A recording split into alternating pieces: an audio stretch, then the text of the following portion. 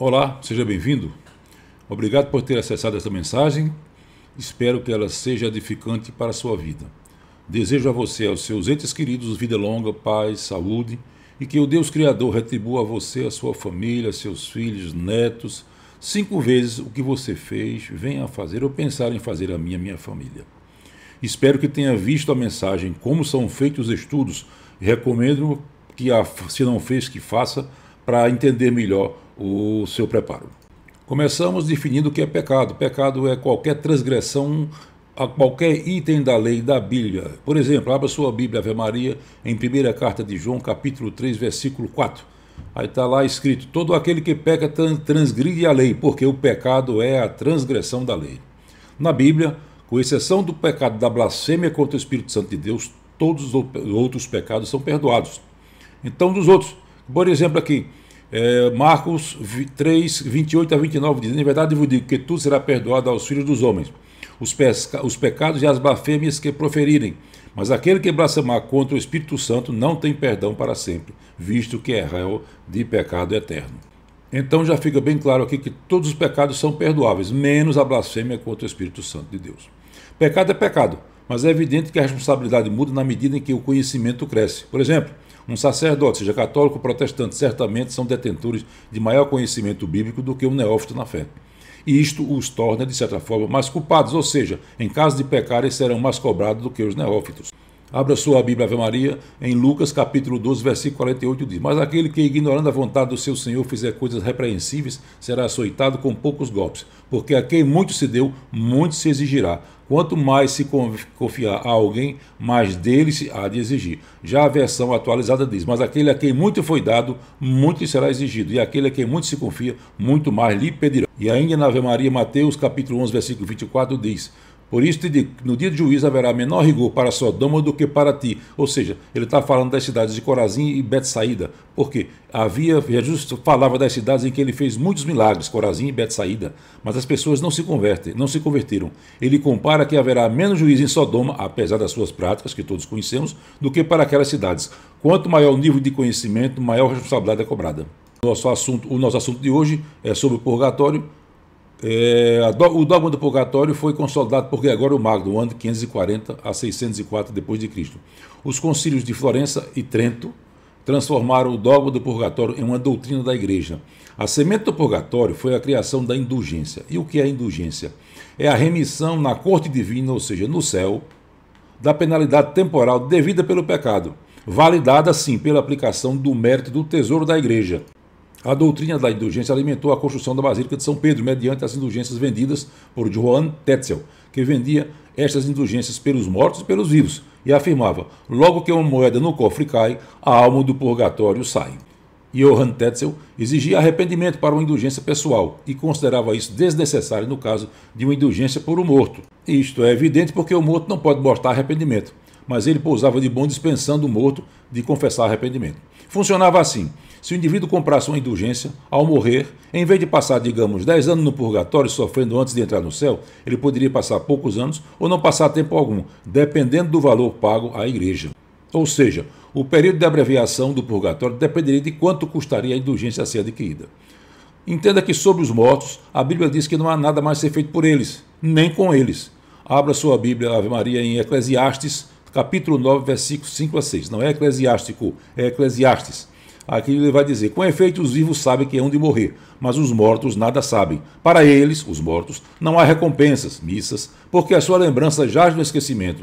Amor, ódio e inveja acabaram. Não terão mais parte alguma para o futuro do que se faz debaixo do sol. A versão atualizada diz: para sempre pereceram, para sempre não têm eles parte com coisa alguma que se faz debaixo do sol. Estes versículos dizem que os vivos vão morrer, os mortos não sabem de nada, não têm nenhum sentimento e não participam de nada do que está acontecendo acima do túmulo, ou seja, debaixo do sol. Não há nada a ser feito por eles, nem missas, nem ofertas. Continuando na Ave Maria, Eclesiastes capítulo 9, versículo 10 diz: tudo que a tua mão encontra para fazer, faze-o com todas as tuas faculdades, pois na região dos mortos, para onde vais, não há mais trabalho, nem ciência, nem inteligência, nem sabedoria.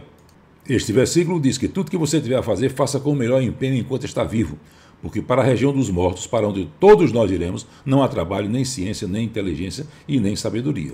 Nos dias de hoje nós temos o quê? Missa de sétimo dia, 30º dia, mêsversário, aniversário de falecimento, ou seja, nessas missas não são de graça, elas são remuneradas por ofertas voluntárias, que recebem o nome de estipêndio ou espórula. A igreja vendendo missas para que a alma dos falecidos saiam do purgatório. Na realidade, na prática, é uma indulgência com outra roupagem, com outro nome. Aí eu pergunto, quantas missas e quanto de ofertas é necessário para que a alma de um parente seu saia do purgatório? Na prática, nunca se sabe quando a quantidade de missas ou ofertas atingiu o necessário para que a alma de um seu parente morto saia do purgatório. Certamente você, ouvinte, já deve ter alguém falecido, que conforme a doutrina empregada, ela deve ter ido para o purgatório. Certamente a família já mandou celebrar a missa de sétimo dia, 30º dia, 6 meses, um ano, outro ano e assim por diante. Aí eu lhe pergunto, o seu líder espiritual já disse se já completou o tempo dele sair do purgatório? Continua a pergunta, o seu líder espiritual disse quantas missas ainda faltam para ele sair do purgatório? Imagino que não obteve resposta, porque isso não existe. Se quantificou a uma das duas perguntas acima, você está diante de um líder que é desonesto. A doutrina do purgatório hoje alimenta o dia de finados, ou o dia de todas as almas que não estão no céu. Já dá para perceber que a doutrina do purgatório é totalmente contrária ao que diz a Bíblia. Ao procurar na Bíblia o que acontece depois da morte, verificamos que a palavra menciona apenas 2 lugares, céu e inferno. Abra sua Bíblia, Ave Maria, Marcos capítulo 16, versículo 16 diz: quem crê e for batizado será salvo, mas quem não crê será condenado. O salvo, ou que é aquele que crê, vai para o céu. O condenado, não crê, vai para o inferno. Na Índia, João 3,18. Quem nele crê, em Jesus, não é condenado, mas quem não crê já está condenado, porque não crê no nome do Filho único de Deus. Na versão atualizada diz que ele crê, quem nele crê não é julgado. Quem não crê já está julgado, porquanto não crê no nome do unigênito Filho de Deus. Veja que a condenação não está relacionada ao pecado, porque todos somos pecadores. Romanos 3,23 diz: todos pecaram e carecem da glória de Deus. Veja que a condenação está relacionada a não aceitar Cristo como Salvador. Veja que a salvação está relacionada ao crer e não a ser batizado. Não há outra alternativa, não há recuperação, não há segunda chance, não há segunda época, não há segunda chance, não há outra oportunidade, não há nada a ser feito. Não há localidade no meio do caminho, não há um pit stop, aquela parada estratégica para consertar e abastecer. A Bíblia diz muito claramente que todos os homens morrerão e que após sua morte segue-se o juízo. Abra sua Bíblia, em Gênesis 3,19 dizendo: comerás o teu pão com o suor do teu rosto, até que voltes à terra de que foste tirado, porque és pó e pó has de te tornar. Ou tornarás ao pó na versão atualizada. Abra sua Bíblia no Salmo 102,14, diz: porque ele sabe que somos feitos, e não se esquece que somos pó. Ainda Hebreus 9,27, na Ave Maria diz: como está determinado aos homens morram uma só vez, e logo em seguida venha o juízo. A Bíblia afirma peremptoriamente que a morte é inevitável, até a parousia, que é a segunda vinda de Cristo. A Bíblia não abre espaço para, entre a morte e o juízo, ser possível alguma alternativa de conserto dos erros cometidos. Nem por boas obras, nem por sofrimento, nem por missas celebradas pelos parentes que ficam, nem por oferta dos parentes que ficam. A morte pega o homem como uma foto polaroid. Não há possibilidade de nenhuma alteração do que foi fotografado no momento em que a foto foi tirada. Do jeito que estava, fica. A igreja usa como base para o dogma do purgatório os livros apócrifos de Macabeus e Baruque.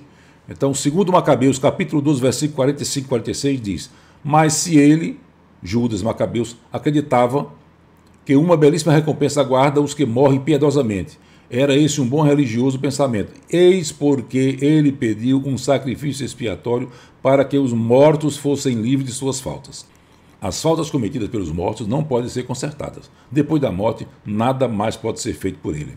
No livro de Baruque, capítulo 3, versículo 4 diz: o Senhor Todo-Poderoso, Deus de Israel, escutai a prece dos mortos de Israel, dos filhos daqueles que pecaram contra vós, que não atenderam a voz do Senhor, seu Deus, e por isso foram levados à desgraça.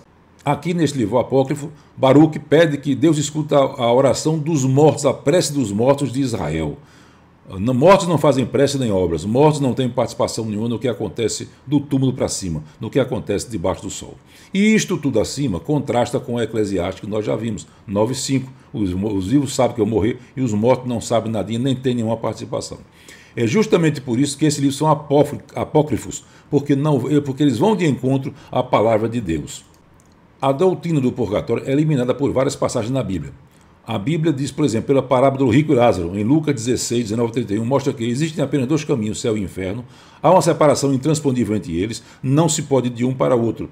A Bíblia também diz em Efésios 2, 8 a 9 da Bíblia Ave Maria: porque é gratuitamente que fostes salvos mediante a fé. Isto não provém de vossos méritos, mas é puro dom de Deus. Não provém de obras para que ninguém se glorie. Ela mostra aqui que a justificação do homem é pela fé, porque se fosse por obras, teriam um mais justificado do que outro, um mais salvo do que outro. Continuando, vemos que Romanos capítulo 3, versículo 28 diz: porque julgamos o que o homem é justificado pela fé, sem as observâncias da lei. Romanos 5.1 diz: justificados, pois, pela fé, temos a paz com Deus por meio de nosso Senhor Jesus Cristo. O homem, se pudesse ser justificado pelas obras, como eu falei, uns seriam mais justificados do que outros, haveria uma graduação de mais salvos e menos salvos. A Bíblia diz que na morte os crentes deixam de ser peregrinos e entram na pátria celeste, sem tormentos ou sofrimentos. Abra sua Bíblia, Ave Maria, em Lucas 23, 43, que diz: Jesus respondeu: em verdade te digo, hoje estarás comigo no paraíso. Atos 7,59. E apedrejavam a Estevão, que orava e dizia: Senhor, recebe o meu espírito. 2 Coríntios capítulo 5, primeiro diz: sabemos com efeito que ao se desfazer a tenda que habitamos neste mundo, recebemos uma casa preparada por Deus e não por mãos humanas, uma habitação eterna no céu. Entenda que purgatório é uma perniciosa invenção de Satanás. Ela é o que? Ela destrói todo o valor, sacrifício vicário de Cristo, que institui a salvação pelas obras, missas e ofertas, infere uma gravíssima afronta à misericórdia de Deus, dissipa e destrói a fé. Dessa doutrina leva muitos ao engano, à perdição, ao inferno. Por quê? Porque deixaram de acreditar no Filho de Deus e passaram a acreditar em doutrina de homens. Não se esqueça que nós acabamos de ler João 3,18, quem nele crê não é condenado, mas o que não crê já está condenado porque não crê no Filho único de Deus. A doutrina do purgatório foi um dos estopins da reforma protestante. Por quê? O purgatório é a teologia da salvação sem Cristo, o que torna o sacrifício de Cristo vil, porque Cristo torna-se desnecessário. No dogma do purgatório, a obra de Cristo fica relativizada. Para que Cristo desceu do alto de sua glória para morrer por pecadores? Porque precisou derramar o seu sangue. Porque ele disse: está consumado. A doutrina do purgatório estabelece que a forma de salvação é pelas obras e não pela graça de Cristo. Com o purgatório, todos serão salvos, uns mais cedo, outros mais tarde, a depender da gravidade dos pecados cometidos, a depender da quantidade de missas celebradas, a depender da quantidade de ofertas feitas. Na posição da igreja, o purgatório não é uma agência missionária, o purgatório não é uma instituição para a conversão, o purgatório também não é uma escola de santificação, o purgatório não é lugar de arrependimento, o purgatório não é lugar de prova ou de santificação. O purgatório é o lugar onde somente as punições temporais podem ser pagas. O purgatório é o lugar de punição pelo emprego do sofrimento. Daí se conclui que de nada adianta a autoflagelação na Semana Santa, o subir escada de joelhos, o carregar cruzes pesadas, outros métodos de sofrimento, deixar de comer carne na sexta-feira e assim por diante. Abra sua Bíblia em 1 Samuel capítulo 15, versículo 22. Diz assim: Samuel replicou-lhe: acaso o Senhor se compraz tanto nos holocaustos e sacrifícios como na obediência à sua voz? A obediência é melhor que o sacrifício, e a submissão vale mais do que a gordura de carneiros. No contexto acima, Saúl desobedeceu ao Senhor e não eliminou o rei Agag e também não eliminou o rebanho de gado, conforme Deus havia determinado em 1 Samuel 15,3, que diz: vai, pois, fere Amaleque e volta ao interdito tudo que lhe pertence, sem nada poupar. Matarás homens, mulheres, crianças e meninos de peito, bois e ovelhas, camelos e jumentos. Ou seja, aí ele fez o contrário. O que é que ele fez? Em 2 Samuel 15,9, mas Saúl e seus homens pouparam a Agag, e assim como o melhor do rebanho, miúdo e do grande, os animais cevados e os cordeiros e tudo que havia de melhor. Não quiseram voltá-los ao interdito, só exterminaram o que era ordinário e sem valor. Uma completa desobediência à ordem de Deus. Entenda que Deus não está interessado em nosso sacrifício, mas em nossa obediência à sua palavra. Em nenhum momento há recomendação bíblica para pagamento de pecados, muito menos pelo sofrimento. O que purifica nossos pecados não é o nosso sofrimento, mas o sofrimento de Cristo, que constitui o sofrimento vicário completo. Pecados não podem ser pagos, pois Jesus já pagou todos, e não se paga a mesma coisa duas vezes. Biblicamente falando, o tratamento para o pecado é o perdão ou a remissão. Abra sua Bíblia, Ave Maria, 1 João, capítulo 1, versículo 9 diz: se reconhecemos nossos pecados, Deus aí está, fiel e justo, para nos perdoar os pecados e para nos purificar de toda iniquidade. A revista atualizada diz: se confessarmos nossos pecados, Ele é fiel e justo para nos perdoar os pecados e nos purificar de toda injustiça.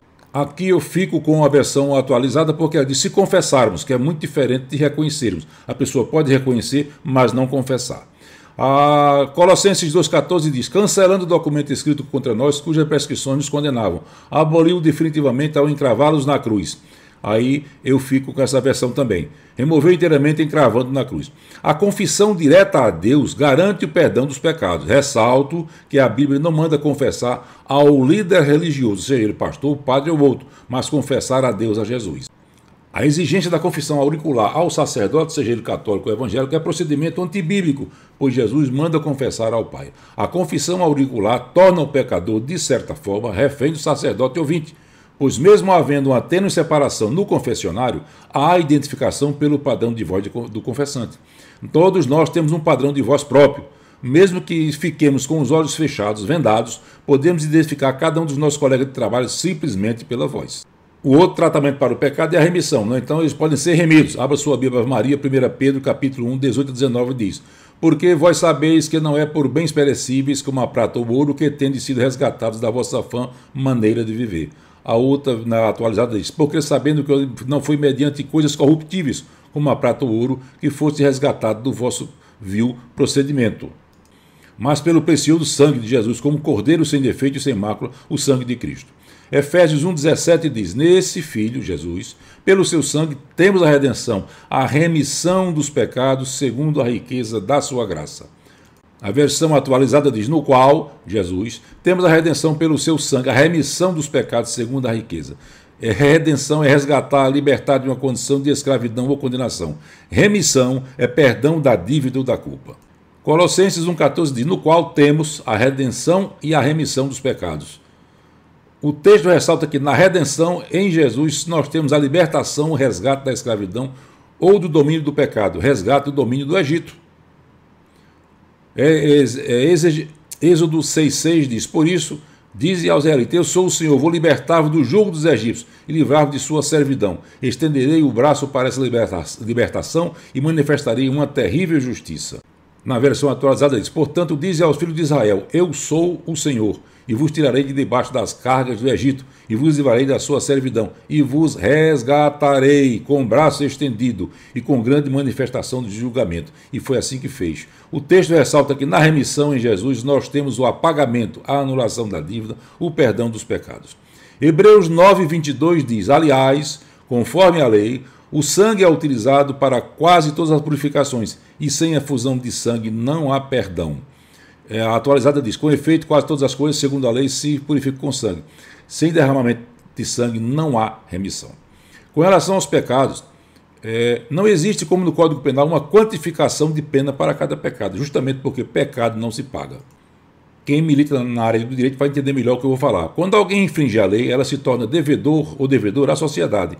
E aí é aplicado a ela ou ele o Código Penal, onde constam as penalidades a serem cumpridas, onde constam as multas a serem aplicadas, tem ainda os fatores agravantes e os fatores atenuantes para a aplicação da pena.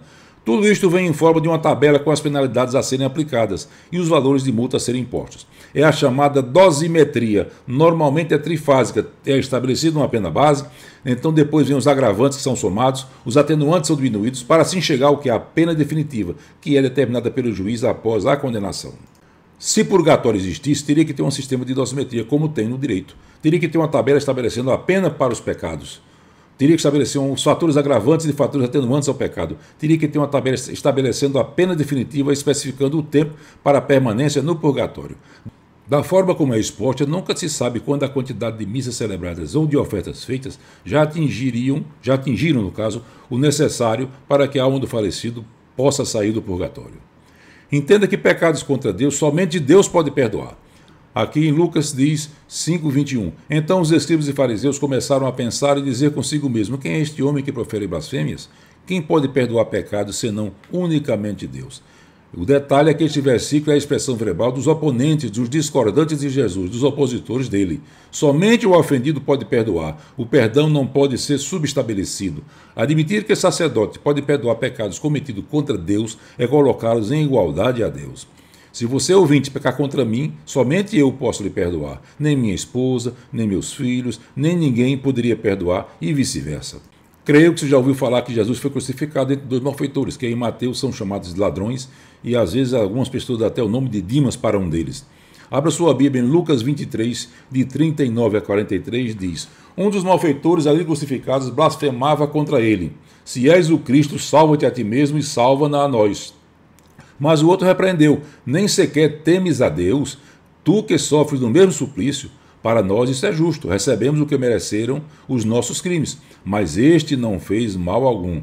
E acrescentou: Jesus, lembra-te de mim quando tiveres entrado no teu reino. Jesus de imediato respondeu: em verdade te digo, hoje estarás comigo no paraíso. Abra sua Bíblia em Mateus 27:44, que você vai encontrar que os ladrões crucificados com ele também o ultrajavam. Ou seja, os mesmos impropérios que diziam também os ladrões que haviam sido crucificados com ele. Como você pode ver, inicialmente os dois ladrões também ultrajavam a Jesus, também lhe dirigiam impropérios e agressões. A partir de determinado ponto, um dos ladrões continua impenitente, como no Evangelho de Lucas vimos acima. Ao passo que o outro passa a ser penitente e reconhece Jesus como Rei e Salvador. E Jesus o salva. Por quê? Porque mostrou arrependimento e confessou Jesus como seu Salvador. Você certamente há de concordar que se houvesse purgatório, o malfeitor ou o ladrão impenitente seria a pessoa mais indicada para ser enviado ao purgatório. Certamente você há de concordar que se houvesse purgatório, Jesus diria ao impenitente: primeiro você vai ao purgatório e depois de certo tempo você vai ser salvo. Mas Jesus não disse nada disso. Jesus garantiu sim ao malfeitor penitente que no mesmo dia estaria com Jesus no paraíso. Lucas 23:43. Hoje estarás comigo no paraíso. Como você pode perceber, nesse estudo feito na sua Bíblia, Ave Maria, a doutrina do purgatório não tem nenhuma base bíblica, é uma pura invenção humana, está fazendo com que muitos vão para o inferno. Muitos estão indo para o inferno do mesmo modo que os judeus iam para as câmaras de gás pensando que iam apenas tomar um banho. Depois os judeus entravam nas câmaras de gás, nada mais podia ser feito para salvá-los. De forma idêntica, quem acreditar em purgatório está indo na realidade para o inferno, de onde também não tem retorno. A Bíblia não é difícil de entender, ela é difícil de aceitar, porque ela aponta os erros e os pecados dos homens. Muitos, mesmo sabendo que estão errados, preferem continuar no erro. Ressalto que você tem inteligência que Deus lhe deu, você viu na sua Bíblia Ave Maria, nas outras de algumas coisas ditas pela igreja, não correspondem ao que Deus disse na sua palavra. Espero que você entenda que o propósito dessa mensagem não foi lhe provocar ira, não foi induzir a você a mudar de igreja ou de religião, não foi esnobar conhecimento, foi para levar você a meditar na Bíblia, pensar fora da caixa. O que estão dizendo está de acordo com a palavra de Deus? Foi para lhe alertar para a necessidade de se pautar pela Bíblia, ou seja, sola Escritura. Foi, se for o caso, deixar de seguir qualquer outro evangelho. Daqui por diante você não pode dizer que foi enganado, iludido, você não pode dizer: eu não sabia. Você decide. Você vai continuar não querendo ver a verdade, se você vai doravante se pautar pela Bíblia, se vai preferir agradar os homens ou as pessoas. Não se esqueça do que a Bíblia diz em Atos 5, versículo 29, diz: Pedro e os apóstolos replicaram: importa obedecer antes a Deus do que aos homens. Gálatas 1,6 diz: admira-me que estejais passando tão depressa daquele que vos chamou da graça de Cristo para outro evangelho. Há alguns que vos perturbam e querem perverter o evangelho de Cristo, mas ainda que nós ou um mesmo anjo vindo do céu vos pregue evangelho que vá além do que vos temos pregado, seja anátema, ou seja, seja maldito. O dogma do purgatório é um outro evangelho, é um conteúdo que não tem base bíblica. Apocalipse 22, versículo 18 e 19 diz: eu, a todo aquele que ouve as palavras da profecia deste livro, testifico, se alguém lhe fizer qualquer acréscimo, Deus lhe acrescentará os flagelos escritos nesse livro. E se alguém tirar qualquer coisa das palavras do livro desta profecia, Deus tirará a sua parte da árvore da vida, da cidade santa e das coisas que se acham escritas nesse livro. Os que propagam o dogma do purgatório se enquadram nesta situação acima. Acrescentou obras para a salvação e subtraiu a graça salvadora de Jesus. Vão sofrer as consequências. E espero que você, ouvinte telespectador, medite no que mostrei, no que a Bíblia diz. Em caso de dúvida, consulte a Deus na sua palavra. Não se esqueça, a Bíblia é o único livro em que o autor, Deus, está ao seu lado do leitor 24 horas por dia, 7 dias por semana e 365 dias por ano. Creio que muita coisa do que daqui foi exposto você não tinha conhecimento, porque nunca atentou detalhadamente para o conteúdo bíblico. Daqui por diante a decisão é sua. Se vai continuar acreditando na história com E, a história do purgatório, não é história com H, é história com E, ou vai fazer como o ladrão penitente: lembra-te de mim quando entrar no teu reino. Você só não vai poder chegar a Deus e dizer: eu não sabia. Todo mundo sabe que 2 mais 2 sempre são 4. Quando alguém diz que acredita mais na palavra que vem da igreja do que a palavra que vem da Bíblia, eu me lembro de que tudo certo quando de 2 e 2 são 5. Você é quem vai decidir com quem está. Se é 2 e 2 são 4 ou que se 2 e 2 são 5. Deus abençoe você, abra seu entendimento, abençoe sua família toda, derrame graça sobre você e que você entenda a suficiência do sacrifício de Cristo para a salvação do homem.